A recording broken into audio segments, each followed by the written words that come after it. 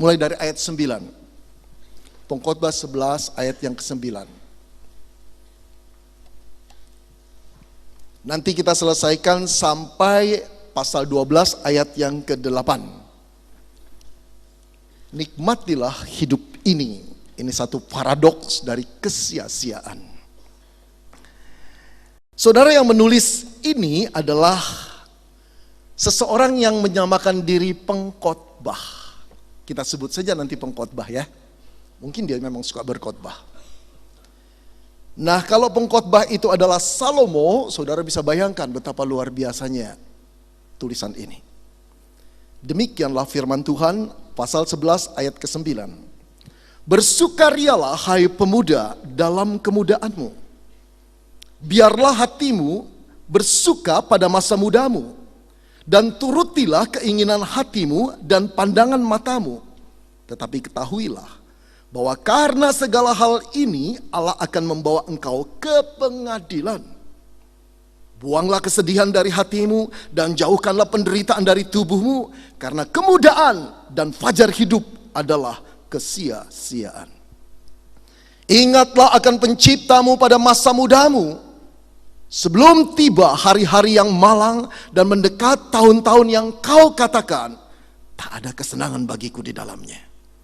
Sebelum matahari dan terang, bulan dan bintang-bintang menjadi gelap, dan awan-awan datang kembali sesudah hujan. Pada waktu penjaga-penjaga rumah gemetar, dan orang-orang kuat membungkuk, dan perempuan-perempuan penggiling berhenti karena berkurang jumlahnya. Dan yang melihat dari jendela semuanya menjadi kabur. Dan pintu di tepi jalan tertutup, dan bunyi penggilangan menjadi lemah, dan suara menjadi seperti kicauan burung, dan semua penyanyi perempuan tunduk. Dan orang menjadi takut tinggi, dan ketakutan ada di jalan. Pohon badam berbunga, belalang menyeret dirinya dengan susah payah, dan nafsu makan tak dapat dibangkitkan lagi. Karena manusia pergi ke rumahnya yang kekal, dan peratap-peratap berkeliaran di jalan. Sebelum rantai perak diputuskan, dan pelita emas dipecahkan, sebelum tempayan dihancurkan dekat mata air, dan roda timba dirusak di atas sumur, dan debu kembali menjadi tanah seperti semula, dan roh kembali kepada Allah yang mengaruniakan. Kesia-siaan atas kesia-siaan, kata pengkhotbah. Segala sesuatu adalah sia-sia. Saudara, pada waktu saya remaja, saya pernah membaca sebuah buku cerita tentang seorang koboi. Tahu koboi ya? Dia seorang jago tembak, jago duel, jago bercinta. 3 hal itu komplit sekali. Lawan-lawan dihempaskan. Wanita cantik ditaklukkan. Tidak ada yang bisa menguasai sang koboi ini dalam keahliannya mencabut senjata. Begitu cepatnya. Tak ada lawan yang berani menantang dia. Dan yang luar biasa, dia petualang sejati, saudara. Hidupnya tidak pernah tinggal di satu daerah begitu lama. Pekerjaannya juga tidak pernah menetap di satu jabatan. Dia datang dan pergi sesuka dirinya, seperti angin adanya. Dia petualang yang sejati. Saudara, banyak orang yang iri kepada dia. Cara hidupnya, kebebasannya, keahliannya, semua orang iri ingin seperti dia. Saudara, pada satu kali ketika dia sudah tua, seorang koboi muda menantang dia duel senjata. Dia cuma kalah cepat menarik pistolnya beberapa detik, tapi akibatnya fatal sekali. Sebuah peluru menyarang di tubuhnya dan dia roboh.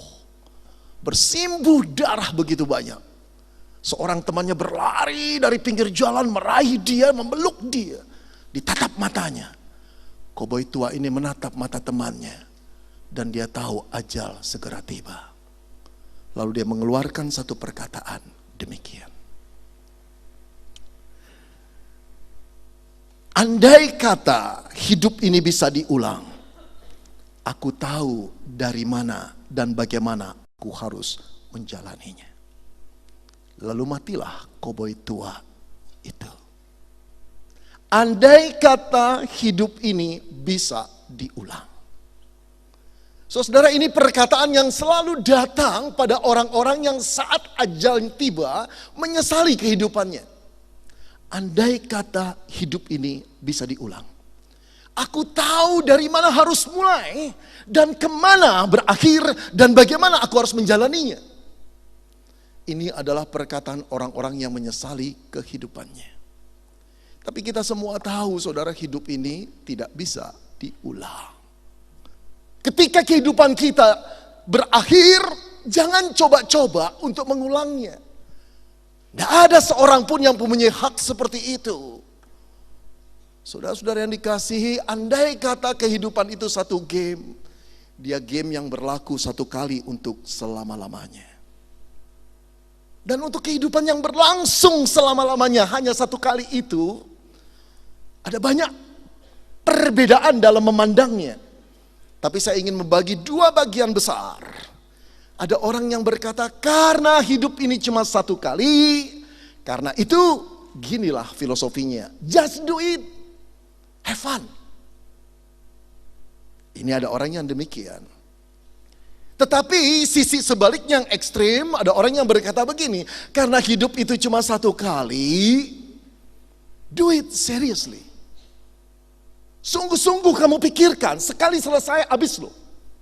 Tidak bisa berulang, serius dalam hidup ini. Saudara, jalan hidup mana yang sekarang saudara sedang jalani? Coba introspeksi diri. Have fun saja, gak pusing lah masa depan. Gak pusing lah hari tua, apalagi mikirin kematian, boro-boro. Tapi barangkali ada dari saudara yang berkata, kalau saya Pak, mumpung hidup itu cuma satu kali, haram halal lakukan Pak. Nanti kalau kita sudah tua, baru bertobat. Banyak orang salah kaprah, udah tua baru semakin sarap. Nah saudara, yang terpenting apa yang Alkitab katakan, ini pedoman kita bukan? Apa yang Alkitab katakan tentang hidup ini? Saudara, mengagetkan sekali pengkhotbah di ayat 9, dia berkata begini, pasal 11. Bersukarialah hai pemuda dalam kemudaanmu. Biarlah hatimu bersuka pada masa mudamu dan turutilah keinginan hatimu dan pandangan matamu. Kalau saya tuker kalimat yang puitis itu dengan bahasa sehari-hari, pasti pengkhotbah berdiri di depan kita dan dia berkata begini, hai orang muda, pergilah kemana kamu mau pergi. Lakukan apa yang kamu mau lakukan, tonton apa yang kamu mau saksikan, turuti apa yang diinginkan hatimu, nikmati hidup ini selagi kamu bisa. Itu anjurannya. Saudara kaget, itu tertulis di Alkitab. Turuti. Jadi kehidupan Kristen ini kehidupan yang optimis, bukan pesimis. Bukan kehidupan yang melo. Enggak, kehidupan Kristen itu dinamis dan optimis. Bukan kehidupan yang jauh dari dunia, enggak sama sekali. Wow Pak, saya baru tahu ayat ini. Asik ya Pak jadi orang Kristen, asik. Siapa bilang enggak asik? Enggak ada muram durja, enggak ada kesedihan. Dah, optimis. Nikmati, lakukan, nonton apa yang diinginkan hatimu. Waduh, kalau gitu Pak, dari dulu saya dibaptis. Enak Pak kehidupan Kristen kayak gini. Dapat dunia, dapat Tuhan. Hidup bebas tanpa aturan, tanpa halangan, tanpa agama, tanpa Tuhan Pak. Wow. Kalau nafsir seperti itu, engkau keterlaluan, kebablasan, blas. Bukan gitu saudara. Bukan. Ketika pengkhotbah berkata bersukarialah, nikmatilah, dia tidak berkehendak untuk menganjurkan kaum muda itu untuk hidup secara hedonis. Kehidupan yang tujuannya cuma senang-senang saja. Jauh dari Tuhan, jauh dari agama, jauh dari peraturan. Enggak, sama sekali enggak. Saudara-saudara, kehidupan yang dikatakan pengkhotbah itu bukan kehidupan yang bebas melakukan drugs, alkohol, free sex. Enggak sama sekali. Justru dia berkata nikmati masa mudamu. sambil mengingat Tuhan penciptamu. Ini loh rumusannya. Menikmati hidup dalam dunia tapi mengingat Tuhan penciptamu pada masa mudamu. Wow, ini namanya paradoks. Gimana mungkin ya? Kita kan beranggapan kalau mau enjoy dunia, jangan ingat-ingat Tuhan. Susah betul-betul kalau kita nginget-nginget Tuhan mau enjoy dunia. Kalau kita nginget Tuhan, ya udah gak bisa enjoy lagi, bukan? Nampaknya paradoks. Dan barangkali yang dipikirkan oleh pengkhotbah pada waktu dia muda, saudara. Dia merasa kalau ingin menikmati dunia, tidak mungkin bercampur baur dengan Tuhan. Saudara, pada waktu itu pengkhotbah ini adalah orang yang terhormat, terpandang, terkaya, berhikmat luar biasa.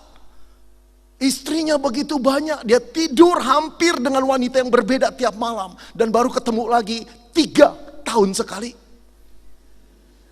Sampai dia lupa dia istri siapa. Ya, kalau ini memang Salomo, dikatakan istri dan gundiknya 1000 orang. Wow, dia menikmati apa yang manusia inginkan sepanjang sejarah manusia. Dia mempunyai apa yang manusia ambisikan di dalam kehidupan manusia. Harta, kekayaan, tahta luar biasa dia miliki. Nah, dalam pikirannya tidak mungkinlah bisa menikmati hal-hal itu dari dunia sambil mengingat Allah. Tetapi ketika dia tua, dia sampai pada satu kesadaran yang tinggi, yang dalam. Baru dia berkata, menyimpulkan apa yang dia perbuat. Kesia-siaan atas segala kesia-siaan. Saudara, mengapa ya dia berpendapat demikian? Ada alasan di dalam ayat ini yang dia tuangkan. Yang mau kita kaum muda itu, ayo sebelum kamu tua, aku ini sudah tua, kata dia.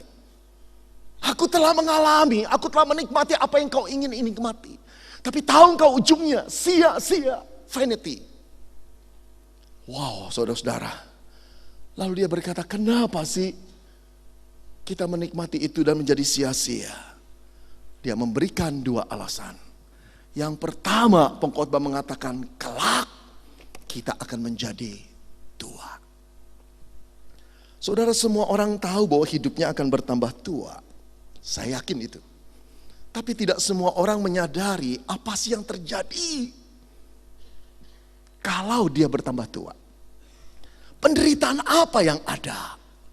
Nah, pengkhotbah ini telah menjadi tua. Saya nggak tahu umurnya berapa. Tapi benar-benar di ujung kehidupan, Roh Kudus menggerakkan dia untuk mencatat apa yang pernah dia lakukan, apa yang dia alami, lalu pada hari tua dia mengalami apa untuk menjadi nasihat engkau dan saya. Saudara-saudara dikasih, dia mengatakan di hari tua kita akan mengalami beberapa kesulitan, kesusahan, penderitaan. Yang pertama dikatakan penjaga-penjaga rumah gemetar dan orang-orang kuat membungkuk. Saudara, ini bahasa puitis, kan kita sedang memahami kitab puisi, bukan?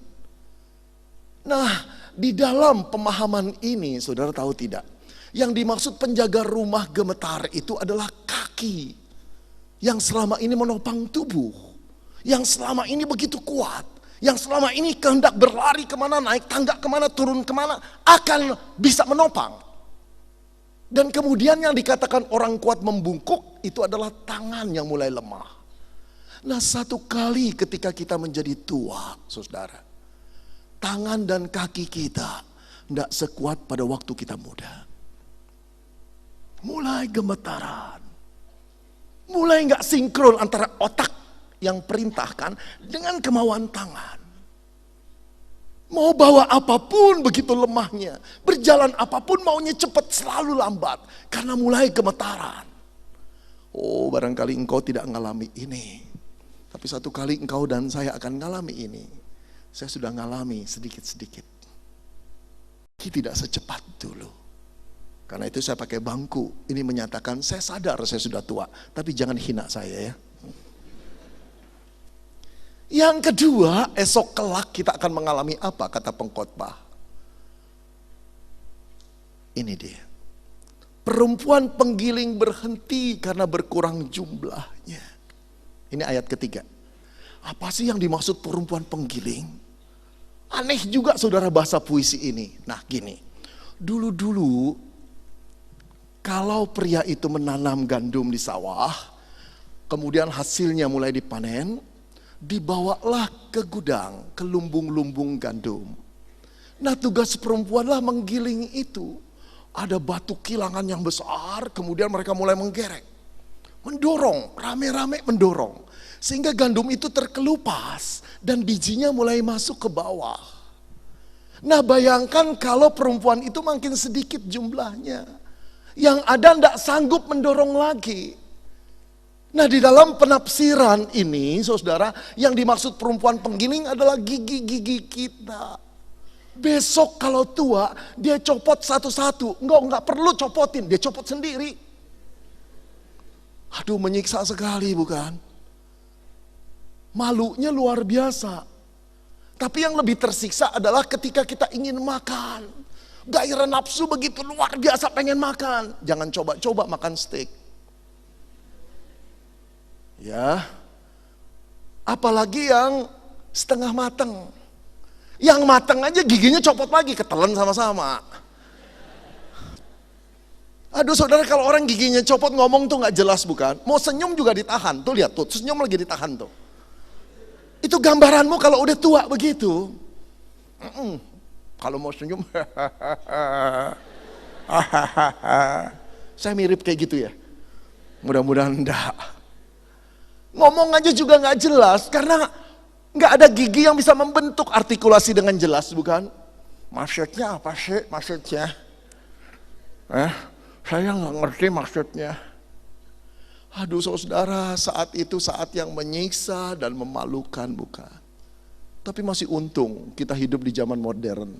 Gigi copot berapapun kita bisa ke dokter gigi ganti gigi palsu. Tapi itu pun kita harus jaga-jaga. Jangan sampai terbahak-bahak. Mungutnya yang malu, mungutnya. Duh. Lalu dia mengatakan apa kalau kita nanti tua saudara? Ini loh. Melihat dari jendela semuanya menjadi kabur. Aneh bukan? Zaman dulu kan gak ada kaca. Kalau jendela dibuka harusnya lebih jelas dong. Ini udah lihat dari jendela semuanya kabur. Aduh menyedihkan deh. Ini bicara orang katarak saudara. Gak jelas apa yang dia lihat. Aduh saudara, saya masih ingat ketika saya umur 7 tahun. Mami saya lagi ngejahit. Dia ngedumel begini. Heran ya Ben ya. Jarum sekarang lubangnya kecil-kecil. Gak masuk-masuk. Itu benang ke lubang jarum. Udah ngeluh 3 kali, saya bangun. Mana sih mam? Ini. Sekarang cetakan jarum itu lambungnya. Kecil-kecil lubangnya. Mana lihat? Tuh mam. Bukan kecil-kecil. Mata mami yang gak beres. Kacamatanya mesti diganti. Saya ketawa-tawa saudara. Umurnya udah hampir 50-an tahun kali ya. Aduh saya bilang orang tua. Satu kali. Beberapa tahun yang lampau. Saya pelayanan. Saya nginep di sebuah hotel. Ini saya lepas kancingnya. Untung hotel itu nyediain jarum dan benang. Wow, saya berkata pada Tuhan, syukur Tuhan. Saya mulai ambil benang dan jarum, mulai masukin. Enggak masuk. Keluar lagi. Saya terus masukin. Enggak bisa-bisa. Lalu saya berkata dalam hati, bener juga mamiku ini. Lubang jarum sekarang makin kecil lubangnya. Aduh. Saya berkata andai kata istri saya ada di sini pasti beres, betul? Aduh saudara-saudara menyiksa sekali. Saudara bisa bayangin kalau zaman Salomo dulu, zaman pengkhotbah. Nggak ada operasi katarak, nggak ada kacamata. Lebih tersiksa lagi mereka, bukan? Kita aja sudah tersiksa. Nah, Salomo mau menggambarkan ini. Betapa nanti kalau kita tua, penderitaan yang harus kita alami. Kaki berjalan tanpa kekuatan. Tangan memegang dengan gemetaran. Mau makan tersiksa, nggak bisa ngunyah. Mata katarak sehingga tidak jelas apa yang kita lihat. Angka 3 apa angka 8? Kodok apa banteng? Batu akik apa batu koral? Nggak jelas, saudara. USB apa UPS? Nggak jelas juga.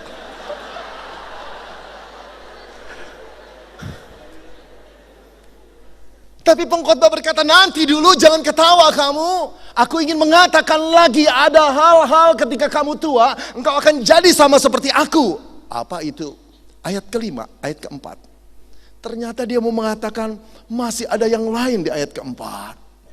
Ini juga fotomu 20 tahun lagi. Ini loh. Daun dan pintu-pintu di tepi jalan tertutup. Dan bunyi penggiringan menjadi lemah. Kau diteruskan, dan suara menjadi kicauan burung. Semua penyanyi perempuan tunduk. Apa sih maksudnya? Saudara, ini gangguan pada pendengaran. Suara di jalan itu harusnya jelas, bukan? Kok jadi seperti tertutup? Penggilingan di rumah itu kan keras kan? Kok jadi seperti sayup-sayup? Yang sayup-sayup lenyap. Yang keras aja jadi sayup-sayup. Yang sayup-sayup pasti lenyap. Aduh, ndak enak jadi orang tuli, percayalah padaku. Kalau engkau nggak percaya, tanya omahmu. Gimana rasanya? Nggak enak, kita malu dan nggak yakin pada diri kita. Ketika orang ngomong kita nyautin, mereka pada ketawa. Berarti kita salah nangkap, bukan? Saudara, menurut statistik di dunia ini, banyak orang bercerai justru di hari tua mereka, bukan di masa muda. Pernikahan yang sudah bertahan 25 tahun, 30 tahun, 35 tahun, ketika anak-anak mereka telah besar, mereka punya cucu, justru pada bercerai. Dari penyelidikan, salah satu sebabnya adalah dua-dua sudah budak. Coba saudara bayangkan, bangun pagi-pagi, istri udah berdandan, suami berkata, mau kemana mah? Kan dari tadi saya sudah katakan saya mau ke mall. Oh, kirain ke mall. Enggak, ke mall. Kalau gitu bareng-bareng aja sama saya. Mau kemana kamu? Aku mau ke mall. Enggak lah, aku mau ke mall. Dasar tuli. Setelah istrinya pergi, suaminya berkata, budak sekarang. Itu sebabnya banyak perceraian terjadi. Nggak enak jadi orang tuli, sungguh. Nggak enak. Salomo mengalami ini. Dulu dia orang terhormat. Dia mendengar dengan tajam. Tapi ketika dia tua, mungkin orang-orang berkata, raja udah budak, kerasan dikit. Saudara yang dikasihi Tuhan, apalagi ada 5 hal lagi yang Salomo mau katakan. Begini loh. Juga orang menjadi takut tinggi dan takut di jalan. Oh saudara, ketinggian itu buat anak muda gak jadi masalah, betul gak? Tapi buat orang tua, lihat dari ketinggian itu, apalagi dari gedung yang tinggi, waduh bisa keringat dingin, jantung berdetak keras, tekanan darah meninggi, takut sekali, termasuk saya. Karena itu kalau bapakmu masih coba-coba belagak muda, lalu naik, betulin lampu, udah jangan, bilang jangan pak, jangan pak. Alkitab juga sudah mengatakan kok.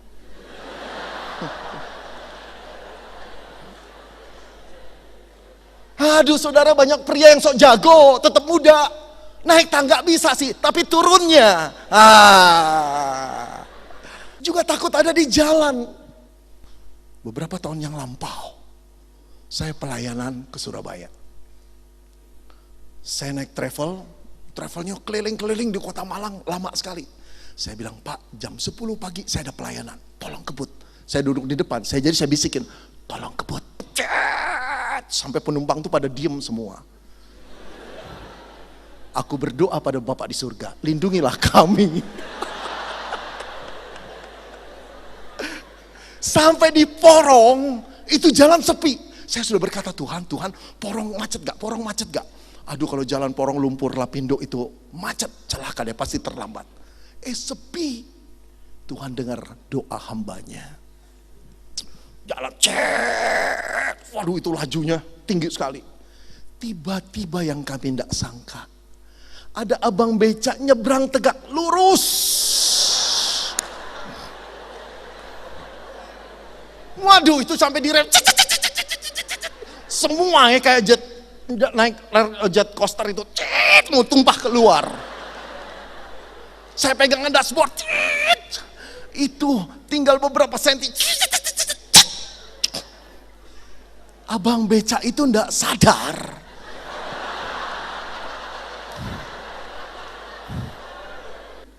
Aduh saudara-saudara, dia asik aja begitu. Hehehe.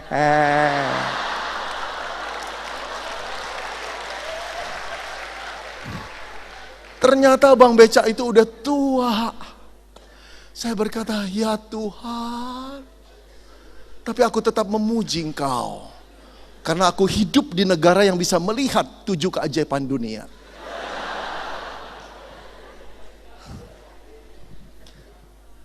Saudara-saudara, itu keanehan orang tua, bukan? Dan saya mulai ngalami hal-hal seperti itu. Siapa yang ketawa begitu rupa?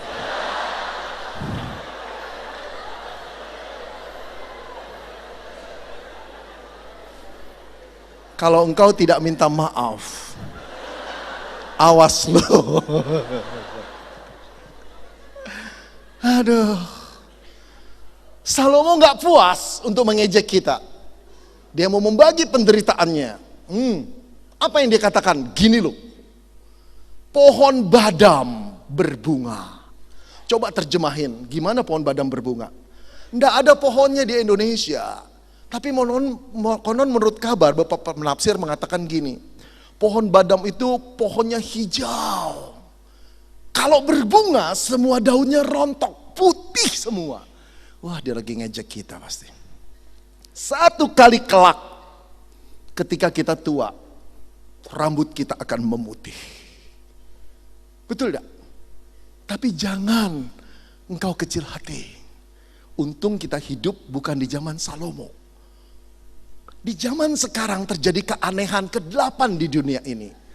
Semakin kita tua, semakin hitam rambut kita. Termasuk saya. Siapa yang ketawa itu? Keterlaluan. Besok lu ngalamin seperti gue loh. Aduh saudara-saudara, ini berarti apa? Ketika pohon badam berbunga, Salomo mengatakan ketampananmu akan hilang lenyap. Kecantikanmu tak akan berbekas. Coba saudara bayangkan. Kecantikan kita hilang begitu saja. Seganteng-gantengnya saudara, secantik-cantiknya saudara, gak berbekas. Saat seperti ini kalau engkau sudah jadi grandpa, jangan coba-coba bilang sama cucu, dulu mama sepalembang itu paling cantik. Dulu mama sekota Malang paling cantik. Pasti cucumu yang berumur 4 berkata gini, Oma benar paling cantik. Iya cu, astaga naga. Yang jelek gimana Oma?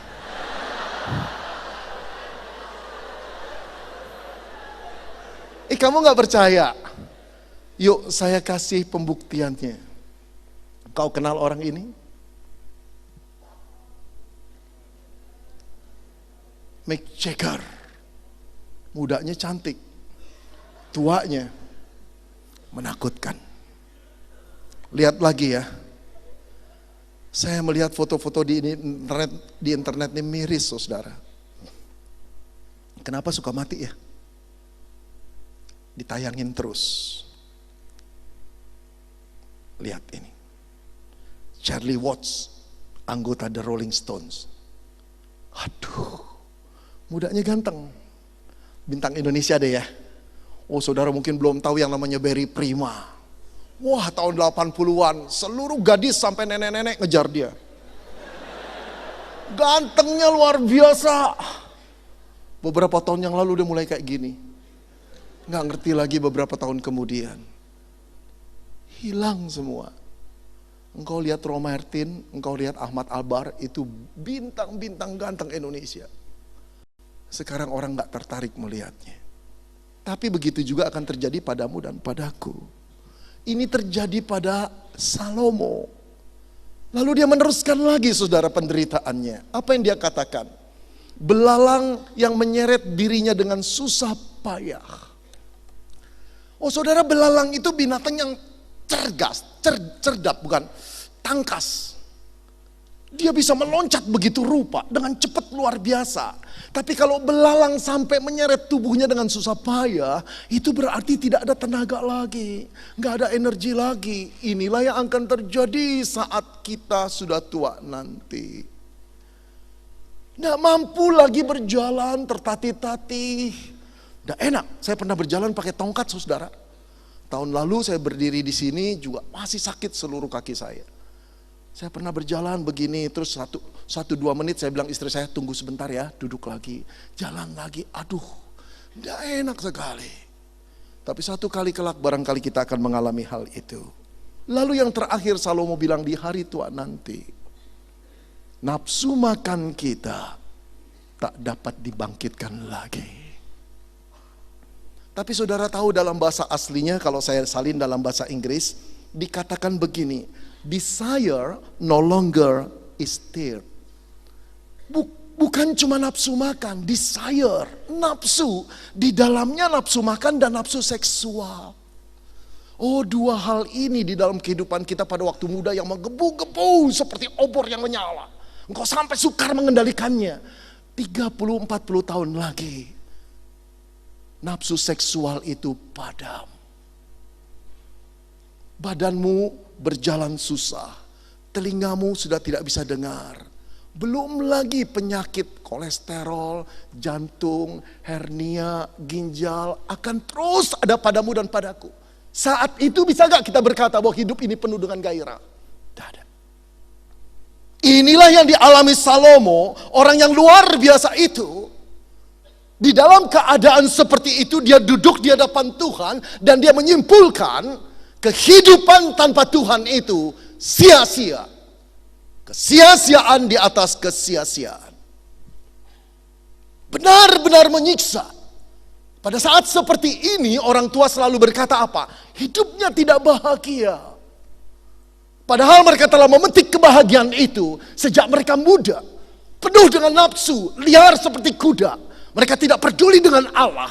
Pada waktu mereka tua, mereka baru mulai merasakan kehidupan itu tidak indah. Kesia-siaan di atas kesia-siaan. Karena itu Salomo mengingatkan, ingatlah hai orang muda akan penciptamu di masa mudamu. Loh, apa kaitannya Pak? Apa kaitannya dengan penderitaan masa tua dengan mengingat Tuhan pada masa muda? Emangnya kalau kita nginget pada masa muda, ingat Tuhan waktu menikmati hidup, masa tua kita tidak akan sakit, kita akan menderita, tidak akan sengsara? Jawabnya sama. Engkau dan saya tidak bebas, tidak pernah lepas dari penderitaan itu pada masa tua kita. Lalu apa bedanya saudara? Berbeda sekali. Berbeda sekali.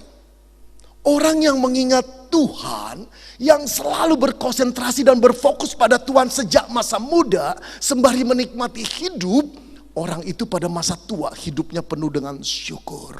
Walaupun badannya melemah. Ini yang tidak dipunyai pada orang-orang yang tidak mengenal Allah sejak muda.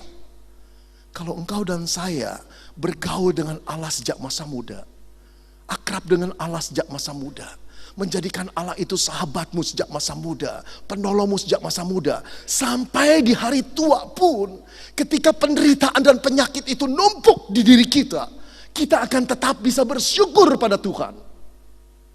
Tubuh kita boleh lemah, penyakit kita boleh banyak, Tetapi roh yang ada di dalam kita, yang selalu bergaul dengan Allah, merupakan sumber kekuatan yang tak ada habis-habisnya. Inilah yang dialami oleh Paulus, saudara. Ketika dia berkata, sebab itu kami tidak tawar hati. Tetapi meskipun lahiriah kami, manusia lahiriah kami semakin merosot, namun manusia batiniah kami dibaharui sehari demi sehari. Wow, ini hebatnya orang yang bergaul dengan Allah sejak masa muda. Penyakit boleh datang, tubuh boleh lemah, tapi rohaninya akan terus melihat Allah dan bersyukur. Yang kedua, apa yang terjadi? Pada masa tua kita, kita tidak akan menyesali hidup kita. Saudara, yang paling berat apa kalau kita tua? Dosa-dosa yang pernah kita lakukan. Betul gak? Itu membebani. Nah, beban itu menjadi masalah psikis yang semakin membuat jiwa kita sakit dan tubuh kita melemah. Karena terlalu banyak dosa, karena masa muda kita pergunakan untuk ketidakbenaran. Kita sadar kita orang yang kotor di hadapan Allah. Dan menghabiskan waktu yang Allah berikan dalam kehidupan ini hanya untuk bermain games terus menerus. Hanya untuk berselancar gadget jam demi jam. Nongkrong di kafe dan di dugem, keluar masuk karaoke. Sebagian kita akan merasa guilty feeling, saudara. Kalau engkau dan saya menghabiskan duit kita hanya untuk memuaskan nafsu diri kita sendiri. Berganti-ganti gadget kita. Selalu mau yang branded, saudara. Dan kita membeli barang-barang yang sebetulnya tidak berguna buat kita. Hanya untuk memuaskan ego kita. Lalu makan di restoran yang terkenal. Saat kita telah menjadi tua, baru kita tahu itu kesia-siaan. Tapi orang yang sadar, yang selalu bergaul dengan Allah, masa tuanya boleh sakit seperti apapun, tidak ada penyesalan. Karena hidup yang diberikan Allah dan dari Sang Pencipta itu telah dia pakai untuk kemuliaan Tuhan. Melayani Tuhan, mengasihi sesama, mencari orang-orang terbuang, duduk mendengar orang-orang yang putus asa, berdoa bersama dengan yang menangis dan terlunta-lunta. Oh, saudara, berbahagialah orang yang seperti itu. Karena Pencipta kita memberikan kita waktu seperti itu. Kita gak nyesal, saudara, kalau kita sejak muda mengikuti jalan Tuhan sesulit apapun. Tidak ada penyesalan. Tubuh boleh sakit, boleh lemah, kematian boleh datang. Tapi kita bersyukur bahwa kita telah mempertanggungjawabkan seluruh kehidupan yang Allah beri di dalam hidup kita. Pengkhotbah telah menyalahi itu. Kekayaannya, keterkenalannya, kuasanya menyebabkan dia lupa, saudara. 1000 wanita di sekeliling dia menyebabkan dia lupa. Wanita-wanita itu mengeret dia untuk percaya kepada ilah-ilah lain, sehingga dia melupakan Allah yang sesungguhnya. Ketika dia tua baru dia tahu sia-sia di atas kesia-siaan. Dia menulis ini, saya kira, dengan hati yang gemetar untuk memberi nasihat kepadamu dan kepadaku. Jangan ulang lagi hidupku seperti ini. Saudara, kenapa sih kalau kita tidak mengingat Tuhan, hidup kita sia-sia dalam menikmati hidup di dunia ini? Yang kedua dan terakhir, ini alasannya, saudara. Karena satu hari kelak kematian pasti datang dalam kehidupan kita. Renungkan ini. Saudara, saya yakin setiap manusia tahu, engkau dan saya tahu bahwa satu kali hidup kita akan berakhir. Kematian pasti datang. Tetapi tidak semua orang berpikir bahwa kematian itu cepat datang. Coba kamu lihat saya. Kamu pandang saya ya. Tuaan mana? Tuaan saya kan? Coba terka dalam kalbumu, siapa yang mati duluan? Hampir 99% orang di sini berkata, Bapak duluan. Tapi kalau engkau tanya pendapat saya berkata, engkau duluan. Semoga saya duluan. Karena saya lebih tua dari engkau, bukan? Yang aneh, ketika aku muda, aku pun berpikir sama dengan engkau. Bahwa yang meninggal duluan adalah orang tua duluan. Secara tidak sadar engkau sedang berpikir bahwa kematian itu akan datang pada hari tua, bukan pada masa muda. Tetapi setelah engkau tua, aku berikan satu kenyataan bagimu. Engkau akan berpikir bahwa kematian walaupun kau sudah tua, itu masih jauh dari hidupmu.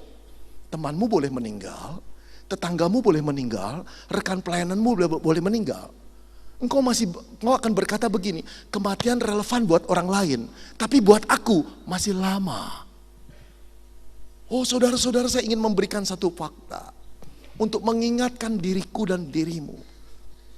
Bahwa kematian itu bisa datang kapan saja, tanpa tanda-tanda.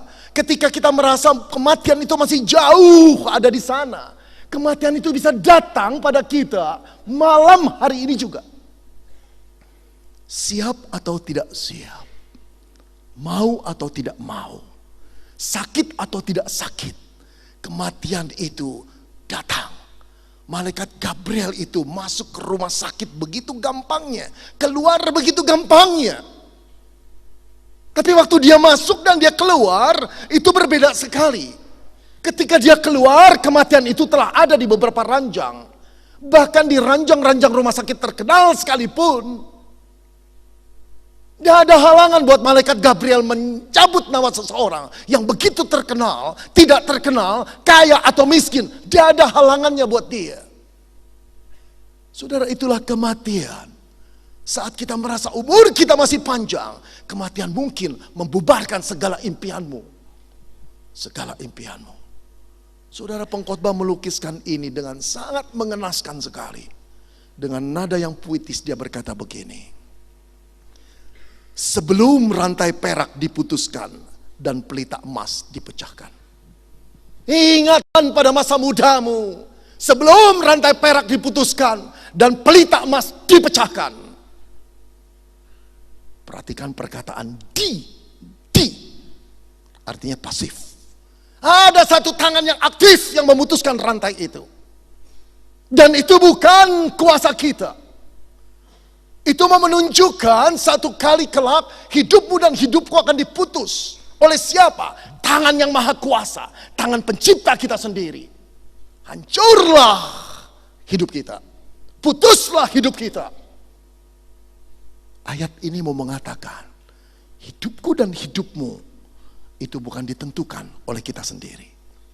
Seberapa tinggi pendidikanmu, seberapa kaya engkau, seberapa tenar engkau, kalau Sang Pencipta memutuskannya, berakhirlah hidupmu dan hidupku.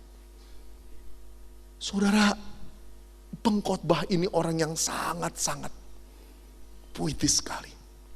Dia mengisahkan sesuatu yang menggetarkan hatinya untuk berkata kepada kita supaya kita getar terhadap kematian itu. Saudara, dia kemudian melukiskan lagi yang kedua. Ini gambaran sumur, saudara, dengan talinya.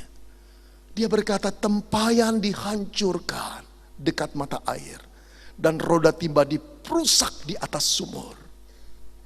Kalau rodanya sudah putus, tempayan itu meluncur, ujung-ujungnya hancur. Aktivitas menimba itu tak ada lagi. Tak ada air yang akan dikeluarkan, tak ada air yang akan dihasilkan. Satu kali kelak kehidupanmu akan berhenti daripada segala produktivitas dan aktivitas. Tidak ada yang kita hasilkan. Karena apa? Sang Pencipta telah memanggil kita pulang ke dalam kekekalan. Akhirnya secara teologis dia menyimpulkan hal yang luar biasa ini. Dia berkata apa? Debu kembali menjadi tanah seperti semula, dan roh kembali kepada Allah yang mengaruniakan. Oh saudara, ayat ini sering saya bacakan ketika saya mengubur orang yang meninggal dunia. Saya mengambil segenggam tanah, lalu saya berkata, debu kembali menjadi tanah, dan roh kembali kepada Allah yang menciptakannya, yang mengaruniakannya. Saudara, setiap kali saya melepas itu, saya percaya satu kali kelak ada seorang hamba Tuhan juga yang akan berkata atas jenazahku, debu kembali menjadi tanah, tapi roh kembali kepada Allah yang mengaruniakan. Saudara, ini real. Ini bukan firman yang menakut-nakutkan. Ini pengalaman hidup Salomo yang dia tahu akhir hidupnya akan berakhir menjadi tanah. Allah menciptakan manusia dari debu, dari tanah dan kembali kepada tanah. Tetapi di antara debu dan debu, dari dicipta dari debu dan kembali kepada debu, Allah memberikan begitu banyak kesempatan kepada kita untuk mengisi hidup ini dengan takut akan Tuhan. Sekarang kamu mau isi apa? Isi dengan nafsumu, dengan keliaranmu, silakan. Tapi akan ada hari pertanggungan jawab. Inilah satu paradoks. Nikmatilah hidupmu, hai anak-anak muda. Bersukaria dalam kemudaanmu. Tetapi untuk segala hal ini, kata Salomo, akan membawa engkau ke pengadilan. Salomo gentar dengan pengadilan Tuhan. Dia ingin menasihati kita. Jangan seperti aku. Jangan seperti aku. Jangan seperti aku. Saudara, satu kali kelak kematian akan datang padamu dan padaku. Jasad kita akan hancur. Roh kita kembali kepada Allah yang mengaruniakan. Kita akan berdiri dengan takut dan gentar di tata Allah yang menatap matanya dengan tajam, yang membaca seluruh perbuatan, pikiran, dan perkataan kita. Saat itulah tak ada manusia yang tahu di hadapan Allah yang kudus. Tidak engkau, tidak aku. Tidak orang yang hebat, luar biasa, yang pengaruhnya besar dalam dunia ini. Tidak pula rakyat jelata yang menunggu belas kasihan. Hanya satu yang membedakan orang-orang itu. Apa, saudara? Yang mengingat Allah dan yang tidak mengingat Allah pada masa mudanya. Saudara-saudara yang dikasihi, itulah perbedaannya. Mereka yang tidak mengingat Tuhan adalah mereka yang menikmati hidup pada masa muda mereka tanpa peduli dengan Tuhan, tanpa peduli dengan peringatan Tuhan, tanpa peduli dengan perintah Tuhan, tanpa peduli dengan mata awas Tuhan, gak peduli. Bahkan mereka mengabaikan Tuhan itu ada atau tidak. Saudara-saudara, sekarang mereka berdiri di hadapan Tuhan. Barulah Allah itu real bagi mereka. Yang dianggap Allah itu cuma dongeng orang-orang Yahudi, sekarang berdiri real di hadapan mereka. Pencipta mereka, hakim mereka. Disitulah semua lutut akan getar, bertelut. Setiap orang akan berteriak, kasih aku Tuhan, kasih aku Tuhan, kasih aku Tuhan.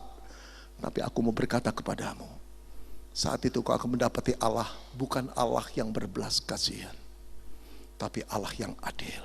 Bukan Allah berubah, tapi waktunya telah tertutup. Sekarang bukan waktu Allah mengasihimu.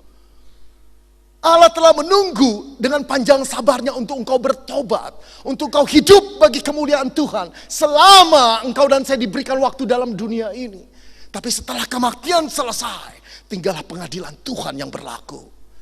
Celakalah orang-orang yang mengabaikan pengorbanan Kristus. Celakalah.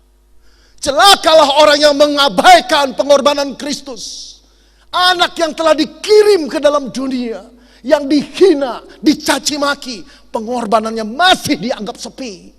Saat itulah banyak orang terperangah dan baru berkata, Isa Al-Masih, Tuhan yang benar. Baru orang berkata, oh Yesus, ternyata engkau benar, ampuni aku, terlambat. Orang yang kedua, saudara, adalah orang-orang yang akhirnya diterima oleh Tuhan. Karena pada masa mudanya mereka mengingat Tuhan dalam menikmati hidup ini.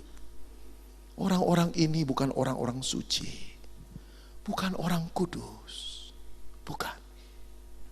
Tapi orang yang selalu merasa penuh kelemahan dan kehilafan. Orang yang dalam menikmati Tuhan seringkali jatuh dalam dosa. Tapi seringkali dengan menangis datang kepada Tuhan dan berkata, ampuni aku Tuhan, aku lemah. Please Lord, forgive me. Tolong Tuhan, ya Yesus, tebus dosaku. Aku percaya pengorbananmu Tuhan. Orang-orang ini bukan orang baik. Sama jatuh ke dalam dosa. Tapi orang yang mau mengakui keberdosaannya.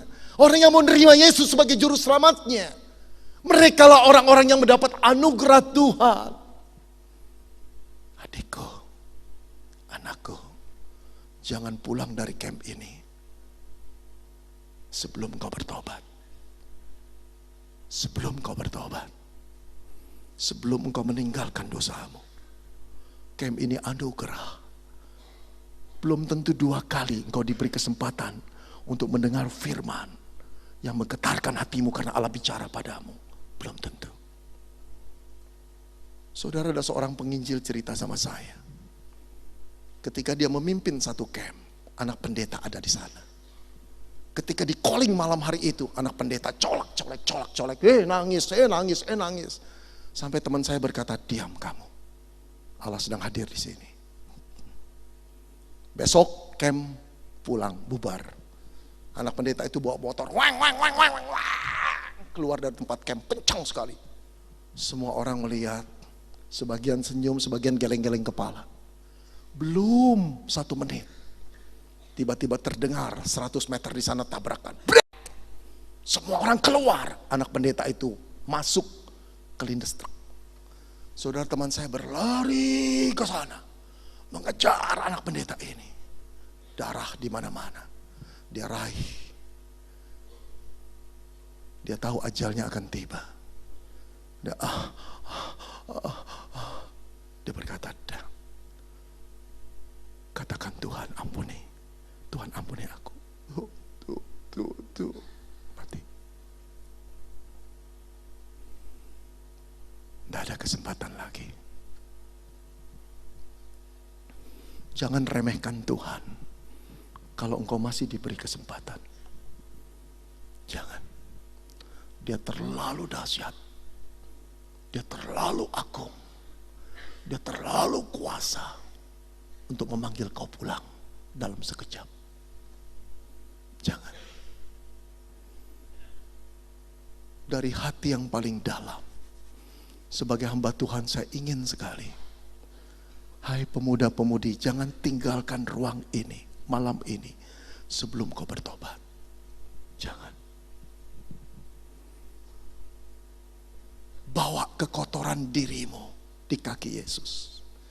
Dia ingin itu. Dia telah mati di salib hanya untuk itu. Mengampunimu, membebaskanmu.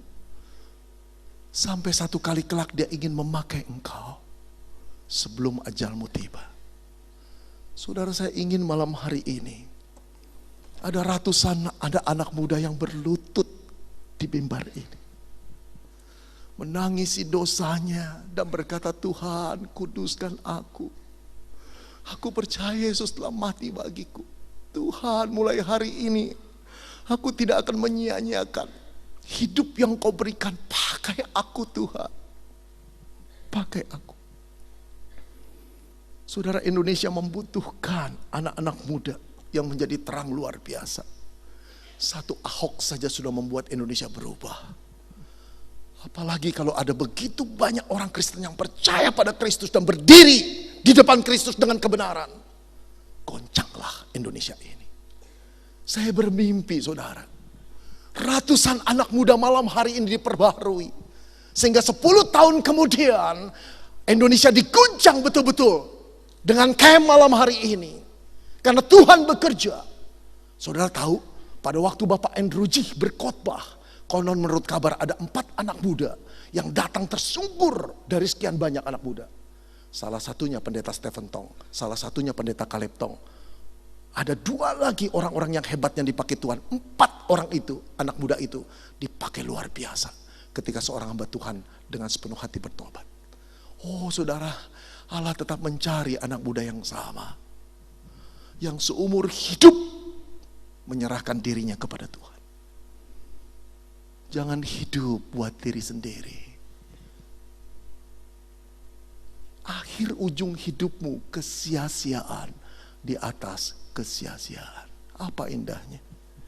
Saudara, saya telah bertemu banyak orang kaya. Saya telah menemui beberapa orang pada waktu meninggal. Tidak ada artinya pendidikan mereka. Tidak ada artinya nama baik mereka. Tidak ada artinya kekayaan mereka. Tidak ada, saudara. Tetapi orang yang takut akan Tuhan ketika pulang dianggap berharga oleh Tuhan. Menjadi milik Tuhan yang berharga. Menjadi mata Tuhan yang berharga. Orang-orang seperti itulah yang menyenangkan Tuhan. Jangan pakai hidupmu untuk nafsu dirimu. Untuk ambisimu. Nikmatilah hidup ini. Tempuh pendidikan setinggi-tingginya. Raih dunia ini sebesar-besarnya. Sambil takut pada Tuhan. Setiap jengkal daerah yang kau raih dari dunia, bawa di kaki Tuhan untuk kemuliaan Tuhan. Setiap kepandaian yang kau pelajari, taruh di kaki Tuhan untuk kemuliaan Tuhan. Setiap keahlian yang kau pelajari dan kau kuasai, pakai itu untuk kemuliaan Tuhan dan memuliakan nama Tuhan. Saudara, inilah yang Tuhan inginkan. Saya rindu malam hari ini, seluruh hidup pemuda-pemudi, tidak ada satupun yang hidup untuk keliaran dirinya sendiri, nafsu dirinya sendiri, tapi menyerahkan di kaki Yesus. Saya rindu ada ratusan orang yang datang ke mimbar ini. Tuhan, kuduskan. Saya tertegun baca kisah seorang anak muda, seorang dokter. Namanya Dani Elia Tangke. Saudara, Dani ini seorang dokter lulusan Universitas Hasanuddin pada tahun 2011, baru saja. Ketika dia di wisuda jadi dokter, saudara, usianya baru 25 tahun. Saudara, ketika dia disumpah, dia berkata demikian, saya akan membaktikan hidup saya guna kepentingan perikemanusiaan. Itu salah satu sumpah dokter. Setelah dia diwisuda, orang menyalami. Lalu dia bicara pada beberapa teman baiknya. Aku akan mengabdikan diri pada daerah yang terpencil. Aku ingin Tuhan dikenal di sana. Dia anak Tuhan. Dia aktivis PMK. Saudara, kemana dia pergi? Papua. Papua, saudara. Di tempat yang tidak ada motor, di tempat yang tidak ada mobil, saya kira juga tidak ada listrik. Anak muda berusia 25 tahun ini ada di sana. Saudara, dia harus mengalami praktek itu 2 tahun. 2013 sampai 2015. Harusnya dia sudah selesai, saudara. Tapi dia sangat cinta pada orang-orang Papua. Pacarnya yang ada di Jawa selalu menulis SMS pada dia, kontak-kontakan. Mereka merencanakan pernikahan mereka. Tapi dia berkata, aku belum bisa meninggalkan orang-orang Papua ini. Saat pemuda berusia 25 tahun dengan gelar dokter, menghabiskan waktunya di kota-kota besar untuk mencari uang. Kalau kelelahan sore masuk dugem, santai di kafe, atau sehabis main futsal, lalu berolahraga yang lain, berenang. Dani ada di Papua sana. Tempat di mana tidak ada motor, tidak ada listrik. Di sana dia hidup.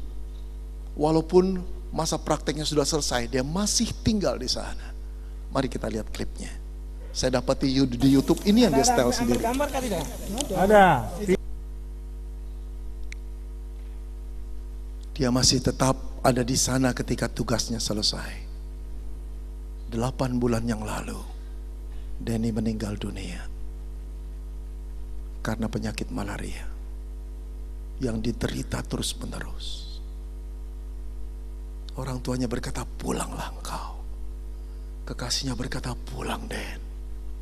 Dia berkata, tidak, aku mengasihi orang-orang ini. Sampai malaria merenggut jiwanya. Karena dia tidak tertolong. Tidak ada tim medis. Tidak ada bantuan medis yang memadai. Dia mati di tanah itu. 27 tahun usianya.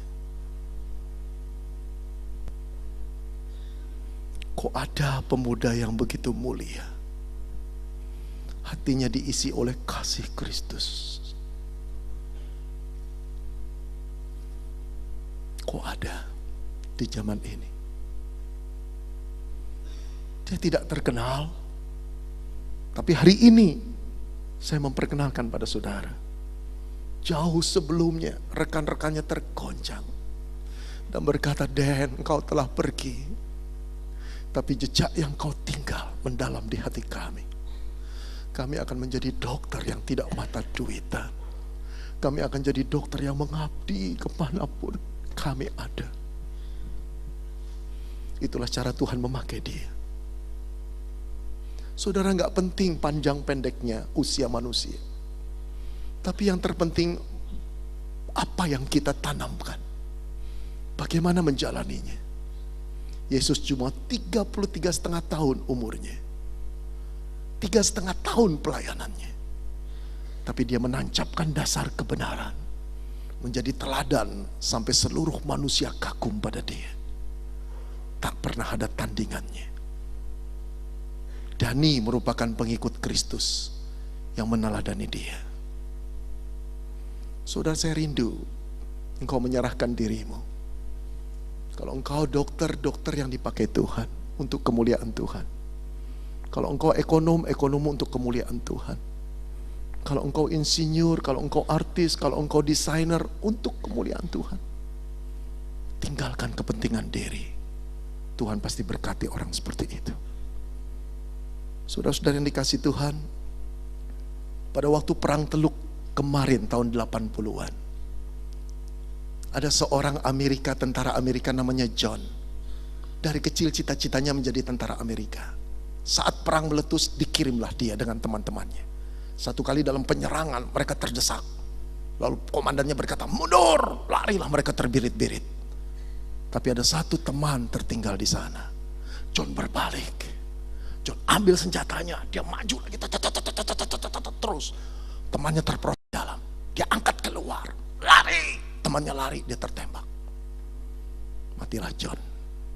Saudara, orang tuanya sedih sekali, tapi bangga John itu membela temannya. 5 tahun kemudian diadakan hari peringatan kematian John, dipanggil teman-teman tentaranya. Saudara, termasuk rekan yang diselamatkannya. Orang itu datang terlambat ketika peringatan itu telah dimulai di rumah orang tua John.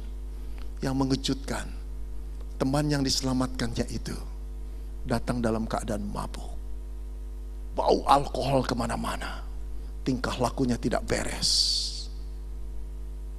lalu mengeluarkan perkataan-perkataan kotor. Dia telah berhenti jadi tentara. Saat itulah orang tua John berkata, aku tidak rela. Kenapa anakku mati untuk orang seperti ini?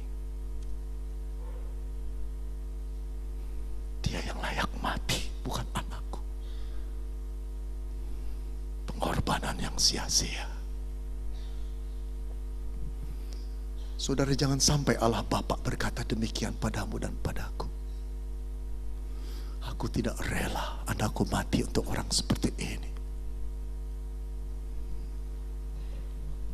Kita yang telah diselamatkan Kristus, marilah kita berkata kepada Tuhan, aku ingin berdiri di mezbahmu, bakar hidupku dengan api Roh Kudusmu. Jadikan aku alat kemuliaanmu. Pakai aku Tuhan, pakai aku. Mari goncangkan gereja kita, mari goncangkan Indonesia, mari goncangkan masyarakat kita, mari goncangkan teman kuliah kita, mari goncangkan setiap orang yang bertemu dengan kita, agar mereka tahu bahwa Kristus adalah Allah yang telah menyelamatkan kita dan juga bangsa kita. Allah mencari pemuda-pemudi seperti itu. Hayo, mari turun di sini. Kita persembahkan diri kita. Kita bakar Indonesia. Biar 10 tahun lagi goncangan itu akan terasa sekali ketika Roh Kudus mempergunakan engkau menjadi alat kemuliaanmu. Barangkali 10 tahun lagi aku telah ada di kuburan, tapi aku akan melihat dari surga dengan tersenyum dan berkata, Tuhan, engkau memanggil orang-orang ini dengan luar biasa. Inilah anugerahmu yang terbesar. Mari kita berdoa.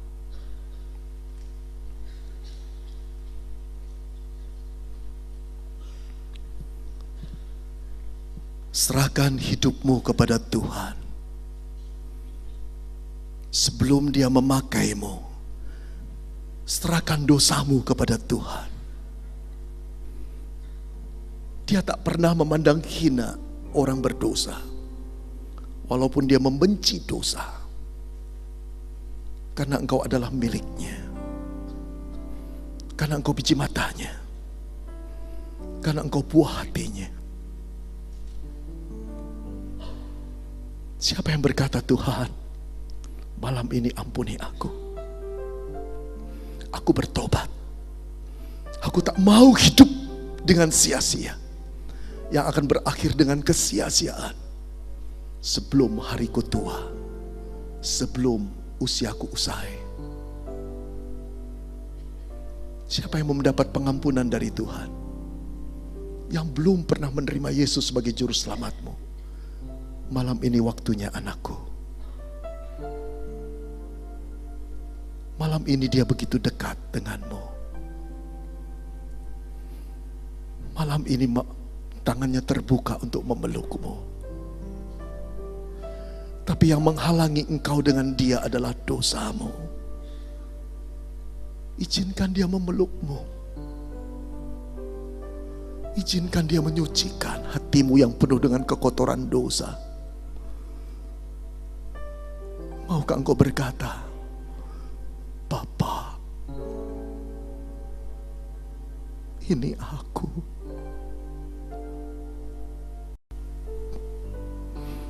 Orang yang cemar,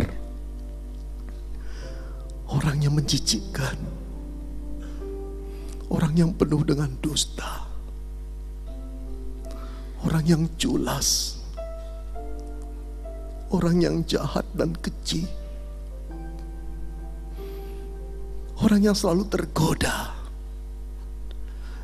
dengan nafsu seksual.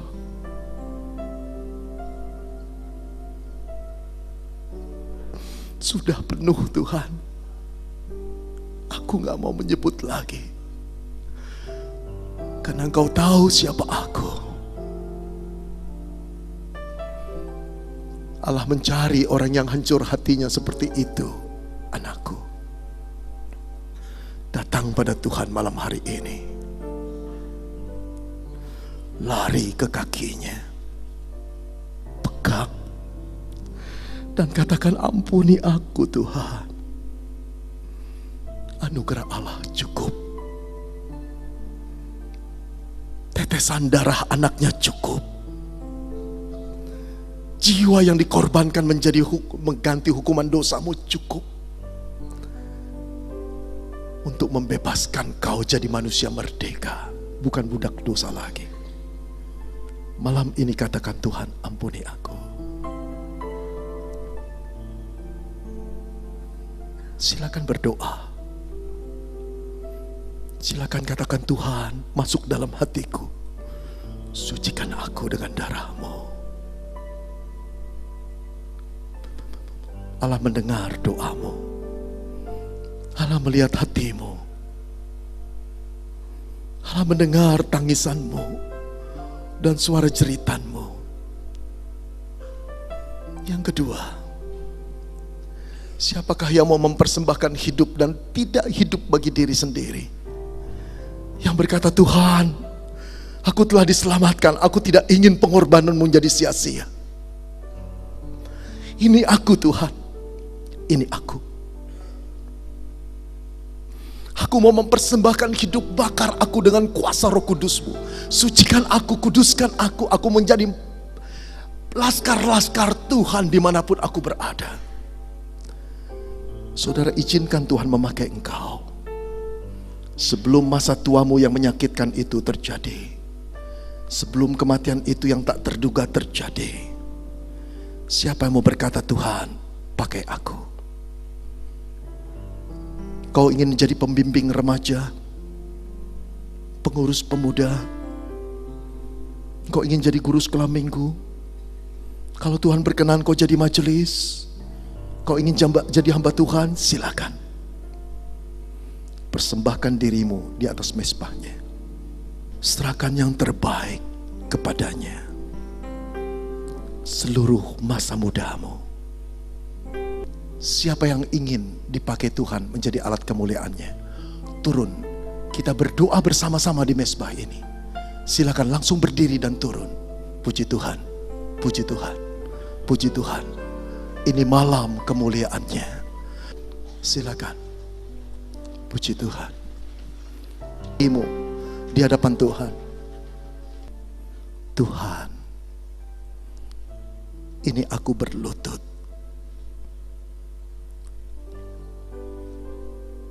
Pakai aku